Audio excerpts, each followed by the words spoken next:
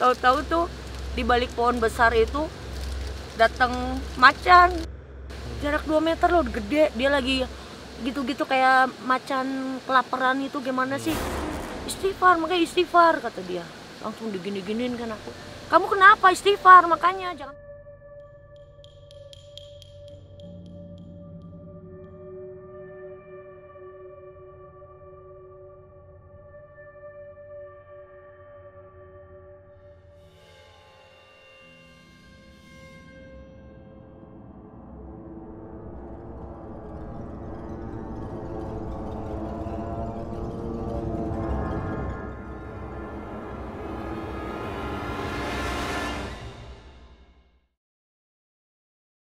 Assalamualaikum warahmatullahi wabarakatuh. Halo teman-teman, balik lagi bersama gue Albert. Ya, di kesempatan ini kita kedatangan teman baru anak hilang. Oh my god. Ya, jadi Teh Anggi ini mau menceritakan pengalaman ya bisa dibilang agak bikin bulu kuduk bangun gitu. Jadi kita langsung perkenalkan dulu aja ya teman baru kita, yaitu Teh Anggi. Ya, silakan Teh Anggi memperkenalkan diri. Hai, aku Anggi. Aku kebetulan mempunyai hobi kegiatan outdoor ya. Salah satunya mendaki. Dan di sini aku ingin menceritakan satu pengalaman aku yang terbilang mistis. Itu bisa kita mulai sekarang. Boleh silakan Teh Anggi. Jadi gini, lagi itu tuh aku sama pasangan aku, sebut aja Odi. Inisialnya Odi. Odi. Itu nama aslinya emang Odi lah. Oh iya, Kang Odi yang nonton, coba ini siapa, kenal nggak, masih inget nggak ini Kang Odi? Aku lagi tuh melakukan pendakian ke Ciremai dan memutuskan lewat Linggarjati. Lagi itu mendaki di hari biasa, di hari Rabu. Itu nggak ada pendaki lain. Di gunung itu cuma aku memang sama Odi gitu. Saat itu tangan aku masih patah, masih di pen, masih di perban. Dan ini sekarang kan nggak bisa lurus ini nih. Masih Itu dulu kenapa? Ini kecelakaan motor. Oh, jatuh. Pokoknya dulu tuh kondisi tangan masih di pen. Kenapa aku melakukan pendakian itu? Karena lagi tuh pengen survei jalur. Karena aku kan suka bawa tamu trip. Itu pengen coba kalau lewat Linggarjati nih untuk pendaki yang agak tua itu bisa nggak gitu kan. Jadi kita melakukan survei di hari biasa. Emang tujuannya biar santai, nggak ada pendaki lain gitu. Udah deh, melakukan pendakian di hari Rabu. Oke. Cuaca lagi itu agak ekstrim juga. Hujan deras, hujan lebat. Oh ya, sorry, tadi waktunya kapan itu? Itu hari Rabu sekitar Tahunnya? Tanggalnya kurang tahu. Tahunnya sekitar setahun yang lalu lah. Tahun yang lalu berarti 2019 ya? Iya, belum lama ini sih. Di bulan apa? Bulannya juga lupa sih ya. Oh, lupa juga. Pokoknya setahun yang lalu. Ini pengalaman paling luar biasa dalam cerita. Aku sering sering beberapa kali kena begituan, kemasukan. Cuma ini yang paling maksudnya? Iya, kerasukan. Ini yang paling ekstrim lah. Nah, aku tuh dari awal udah di jalur itu tuh udah kayak merasakan mulai pendakian ya. Pos 1, pos 2, pos 3 itu kayak udah merasakan gimana gitu, udah aura-auranya yang aneh-aneh deh. Nah, terus di pos 3 itu sempet nangis sendiri katanya. Siapa? Akunya nangis. Kalau aku Odi tadi. Nangis ngeringik gitulah sambil, terus kata si Odi, kamu kenapa nangis?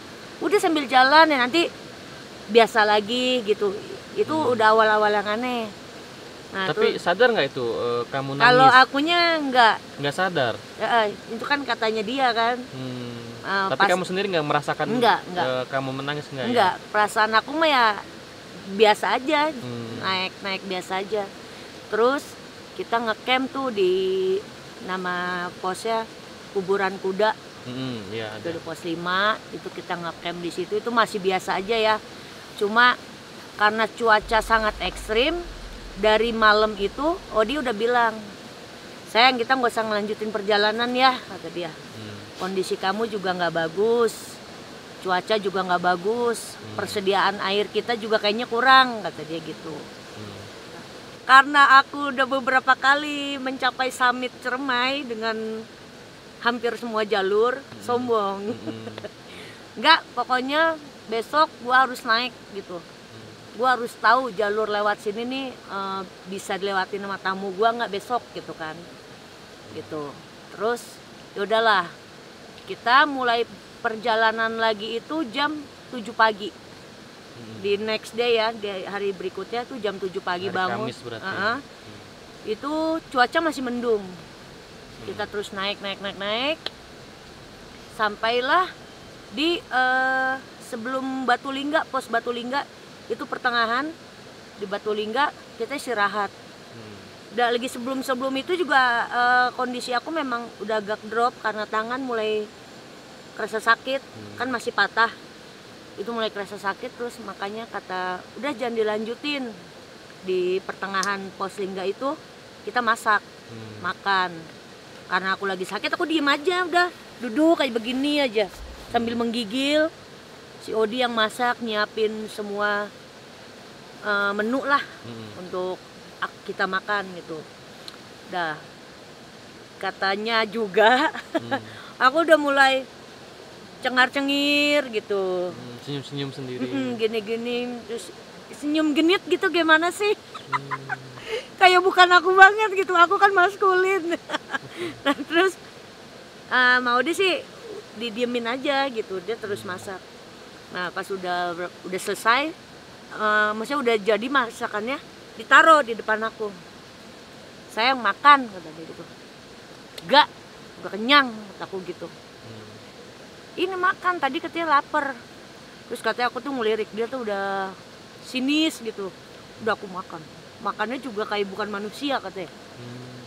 Udah begitu udah gitu langsung aku lempar makanannya, aku lempar, masih ada itu, aku lempar serakan.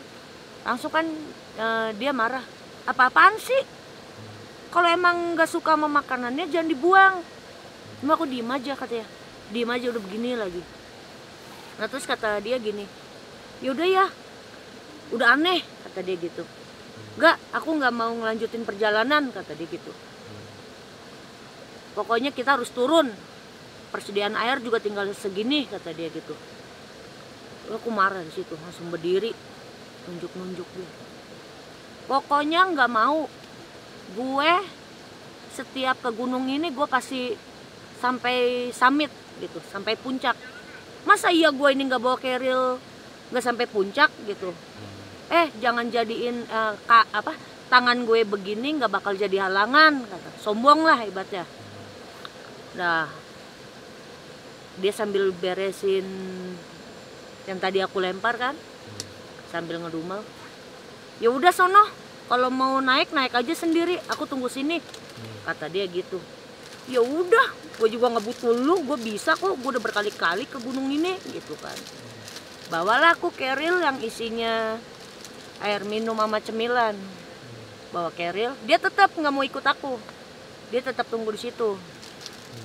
Aku jalan, belum sampai Batulingga juga itu, tahu-tahu gue merindingnya. Tahu-tahu tuh di balik pohon besar itu datang macan gede, tingginya sedada aku, jaraknya itu cuma 2 meter. Itu sendiri? Aku sendiri. Odi turun? Odi diam di situ, diam di tempat tadi kita makan kan. Dia nunggu atau gimana? Nunggu, dia nunggu. Aku jadi terbawa suasana. Takut. Jarak 2 meter, terus aku teriak. Aku inget tuh, sampai saat aku teriak itu aku masih inget. Wah, teriak kan. Aku lempar keril. Jarak 2 meter loh, gede. Dia lagi gitu-gitu kayak macan kelaparan itu, gimana sih? Belang putih, pokoknya sininya putih hitam, nggak ada kan, kalau macan bisa kuning ya. Kuning hitam, nggak ada kuningnya, putih hitam, terus tuh sininya kayak apa, lebat gitu. Kan terus aku lempar nembus. Udah di situ aku teriak lagi, nggak inget apa-apa. Udah sejak itu aku nggak tahu. Ini aku ceritain yang sepengetahuan aku dulu ya. Aku nggak tahu apa-apa. Pokoknya pas sadar lagi, kan tangan aku patah. Nggak mungkin aku gelantungan atau napak begini, orang tangan aku nggak bisa bergerak, begini aja nggak bisa kan. Tahu-tahu aku sadar itu aku lagi merangkak sambil bawa keril juga. Tuh kerilnya masih aku pakai lagi.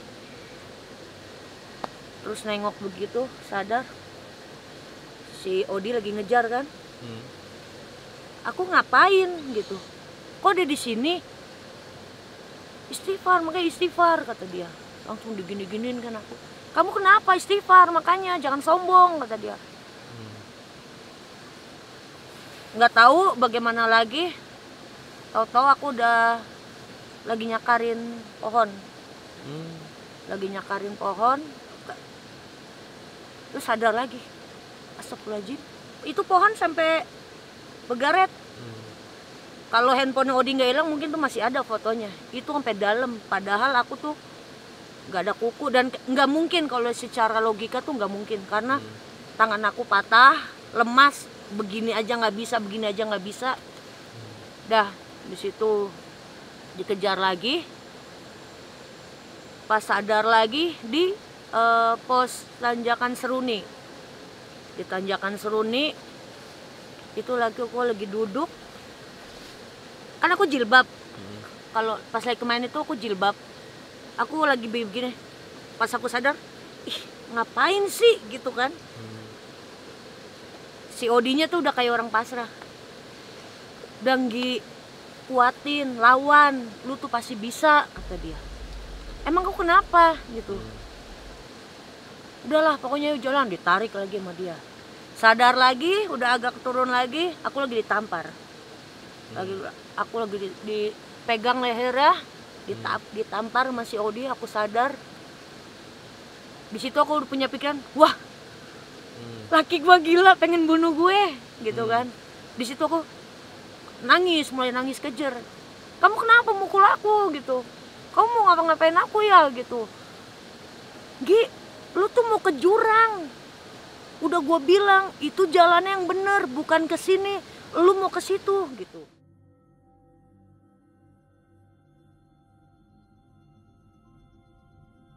Jadi menurut keterangan si Odi tuh, aku kekeh mau lewat yang jalur itu. Padahal itu jurang, makanya ditarik, gampar biar sadar. Tapi memang benar sadar, Datu. Udah akhir turun, kita sampai ke camp kita yang di kuburan kuda. Kan aku ninggalin tenda. Udah disuruh istirahat sampai aku diikat. Diikat begini sama si Odi. Sama kaki di pohon, ada pohon apa? Pohon apa ya, cantigi gitu kali ya. Kecil, diikat kakinya. Pengen kemana-mana maksudnya. Apa-apaan sih, aku nangis kan, aku nangis terus. Aku udah negatif thinking deh, udah gila gue mau diapain nih sama laki gue nih gitu kan. Udah di situ disetelin apa lagu-lagu sholawat gitu ya. Terus sama si Odi juga, jangan bengong, jangan nangis mulu, istighfar, baca-baca apa kek kata dia gitu kan. Udah dia buru-buru kan, packing aja tuh udah asal-asalan lah. Yang penting masuk keril langsung turun kan. Dah terus turun. Ini yang sepengetahuan aku nih, tahu-tahu udah di yang aku sadar ya, tahu-tahu udah di pos 3, ketemu sama orang kampung sana bawa anjing 3. Itu dia mau memburu.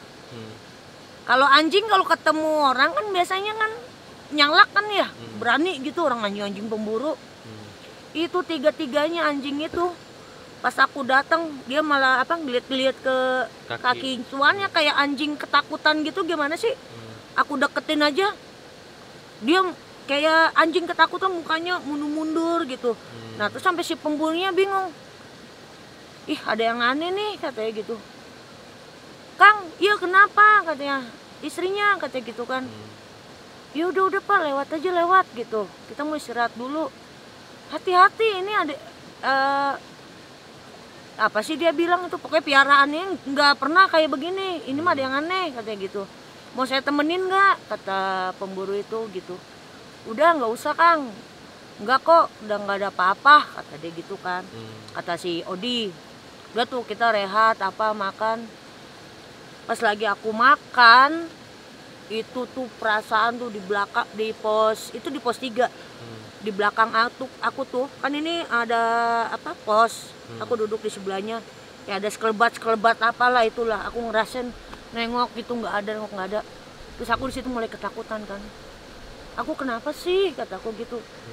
Ceritain kan ada peraturan kalau ada sesuatu gitu nggak boleh ceritain di jalur kan. Betul. Jadi si Odinya tetap diem.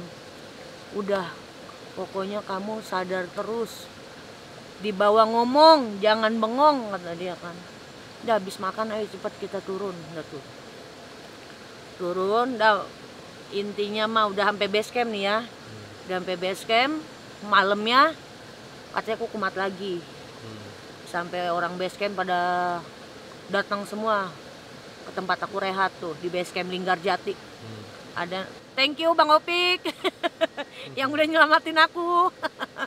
Itu Bang Opik yang bisa lah untuk ngerti begituan katanya. Dah dipikir mereka aku cuma kena satu jenis goib, dianggapnya selesai dah, si Anggi udah sembuh gitu.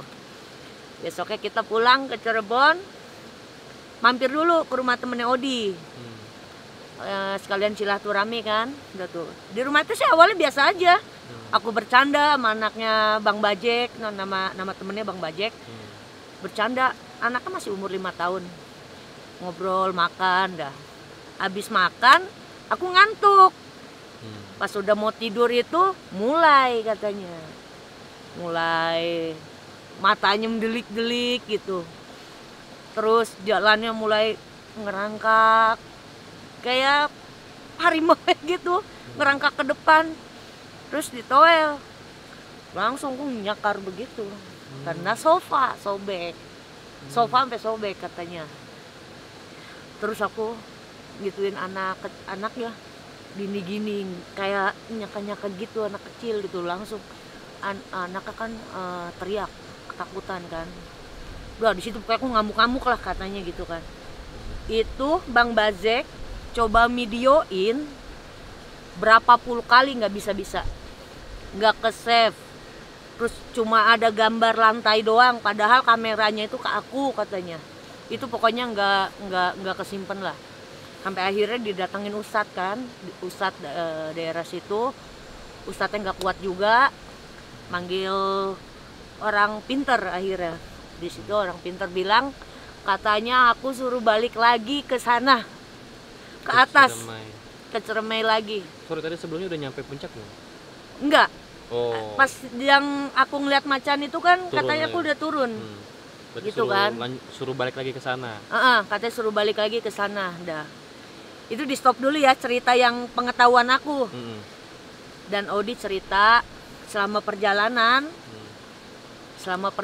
itu aku lari kayak macan gitu, ngerangkak sekenceng-kencengnya, terus gelayutan, lompat. Terus pas yang lagi yang di Seruni itu katanya aku kayak itu udah berubah gaya ya. Tadinya kan macan, di tanjakan Seruni itu aku berubah jadi wanita yang lemah gemulai. Di yang tempat aku duduk tadi aku bilang duduk lagi begini, Itu katanya kau bisa nari-nari. Habis nari. Iya. Ya nari, kata dia sih kayak goyang-goyang gitu, terus sambil mainin rambut genit gitulah. Dan sepanjang jalan dari tanjakan Seruni ke bawah itu aku lenje banget deh. Apa sih Odi? Katanya aku megangin tangannya Odi, terus nyium-nyiumin, terus ya bibir aku melet-melet gitu, terus duduk di batang pohon tuh dengan gaya aku yang begini, terus kayak seolah-olah pakai lipstick, pakai gincu, terus gigi, pokoknya kayak perempuan Feminim lah ya. feminim gitulah gitu kan. Terus kayak aku lagi benerin, mungkin pakai kemben kali ya, kayak benerin kemben gitu kan. Pokoknya itu sampai ini agak vulgar. Ini ada di salah satu pos menurut Odi. Itu aku kurang tahu ya di pos mana, Odi nggak nyeritain detailnya di pos mana. Pokoknya ada di suatu tempat itu ada batang melintang. Aku malu jadi. Katanya pas lagi Odi rebahan tidur, aku pokoknya ngerayu dia lah untuk biar kita melakukan itulah gitu. Untungnya Odinya sadar, kata dia. Gua tahu itu bukan lu, kata dia. Makanya lu gua dorong, lu ngerayu gua, nyium-nyiumin gua, kata dia gitu. Gua tahu itu bukan lu, Nggi, kata dia gitu kan. Terus sadarnya bagaimana? Ya udah, tinggalin aja. Jalannya bagaimana?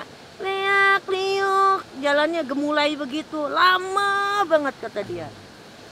Pas lagi sebelum yang ketemu anjing itu, yang anjing di pos 3 itu, berubah lagi jadi macan. Lagi habis istirahat, minum, botol aqua dilempar, aku lari lagi ke atas. Lari lagi ke atas. Cepet banget. Itu ditarik sama dia. Ditarik, diikat, akhirnya diikat apa? Tangannya, tangan akunya. Gini. Tadi kan mau digendong. Kata dia, gue mau gendong lu, cuma ternyata nggak kuat kan, sampai diikat gini nih. Ya aku digendong, nggak kuat karena Keril juga di depan kan. Akhirnya diikat gini aja, udah diseret. Pas aku udah teriak-teriak, ini gua Anggi, lu ngapain gua? Yang terus aku pikiran, ini laki gua, mau ngapain gua sampai gua diikat gitu kan. Udah pikiran jelek aja. Udah ceritain begitu kan, kayaknya nggak mungkin banget gitu kan. Kalau dipikir secara logika tuh, tangan patah dan aku dengan gaya aku yang feminim banget, kayaknya tuh bukan aku banget kan. Dah akhirnya itu digeret sampai pos 3. Sampai pos 3 ke base camp juga udah aman. Yang di rumah temennya juga dipanggil orang pinter, dipikir udah hilang kan. Walaupun aku suruh balik lagi, aku nggak mau. Dikasih kayak macam apa ya, kayak kayu apa gitu. Itu dibikin gelang, dibikin gelang kayak akar bahar gitu, cuma itu kayak akar apa tuh, dipakein gitu katanya biar aku nggak kumat-kumat lagi. Dah aku pikir udah dong, aman dong. Dah gue pulang ke Jakarta aman.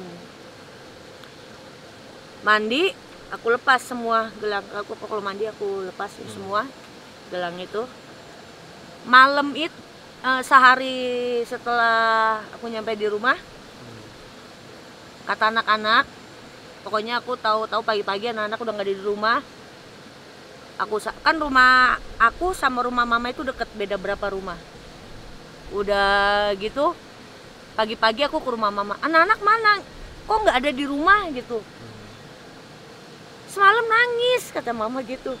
Katanya ketawa-ketawa sendiri di pojokan, katanya gitu. Udah tuh anak-anak cerita. Iya mama, masa bergaya kayak perempuan apa tahu gini begitu kan. Tuh itu yang pertama. Aku wah jangan-jangan ini masih nempel kan yang di Seruni itu. Tuh.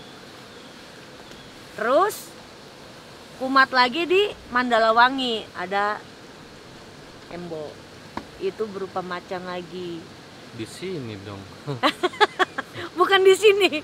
Ini di lapangan golf, tapi kejadiannya di Mandalawangi itu Iya. lagi tuh. Tapi kan nggak jauh. Itu ada acara camping juga, Oh. ada acara camping. Terus di situ tahu-tahu aku lagi udah dipegangin sama semua teman-teman. Kondisi lagi tuh gerimis. Udah dipegangin, waktu katanya aku ngamuk-ngamuk lah apalah itu. Kalau aku pribadi sih kayak nggak percaya gitu, cuma ya itulah yang terjadi. Terus sama teman-teman, kebetulan ada teman namanya Tembo. Itu agak mengerti masalah-masalah begitu. Terus aku sambil dibekep, didoain, tahulah sadar-sadar di depan muka aku tuh ada mukanya dia. Ada mukanya Tembo gitu kan, lagi didoa-doain. Dah itu juga udah sembuh. Pada akhir cerita, akhirnya karena aku sering kumat-kumatan di rumah, suka nangis sendiri tanpa sebab, itu sering dibawa ke ustadz, ditutup apa auranya, Mata batinnya gitu. mata batinnya lah apalah itu, pokoknya diobatin. Itu alhamdulillah sih berhasil. Alhamdulillah. Sekarang udah berkurang, nggak kayak dulu. Tapi masih. Kalau untuk melihat nggak terlalu sering. Kalau dulu mah sekelebas gitu sering. Kalau sekarang udah begitu sering. Cuma masih bisa ngerasain kalau di sini ada gitu. Beda gitu auranya, kayak ada keberadaan manusia sama keberadaan si dia, itu beda, perasaannya tuh beda banget. Dan kalau mau ke masukan lagi, ibaratnya kayak udah ada tamengnya. Kalau lagi kemarin itu kayaknya ngelos aja gitu, masuk tahu-tahu kayak erep-erep gitu, udah nggak sadar. Cuma kalau sekarang kayak ada tamengnya gitu. Semenjak di poster tadi. Iya, di Masjid Islamic Center. Iya, itu sama Haji Bahar. Itu beberapa kali aku terapi sama dia. Haji siapa? Haji Bahar. Haji Bahar. Mas sekarang udah nggak ada, udah meninggal. Pertama sama Ustadz juga kayak macem di rukyah, cuma dia nggak kuat, pergi, nyerah, bilang sama mama, maaf bu, nggak bisa, katanya gitu. Terus sama yang lebih tua lagi, Ustadz itu beberapa kali lah, bukan sebulan 2 bulan tuh rutin ke dia, udah mendingan gitu. Udah sih gitu aja ceritanya. Oke, berarti kita coba sedikit tarik kesimpulan dari cerita Teh Anggi ini ya. Kalau saya sih punya sedikit pertanyaan. Yang pertama itu, sejak kapan Teh Anggi mempunyai masalah seperti ini gitu ya? Artinya ya Iya. sering Kecelakaan. terganggu gitu. Itu aku gegar otak ringan sampai mati suri. Itu aku ketarik, itu perasaan tuh di kanan kiri tuh kayak ada sosok makhluk manusia, cuma tuh kayak bercahaya gitu.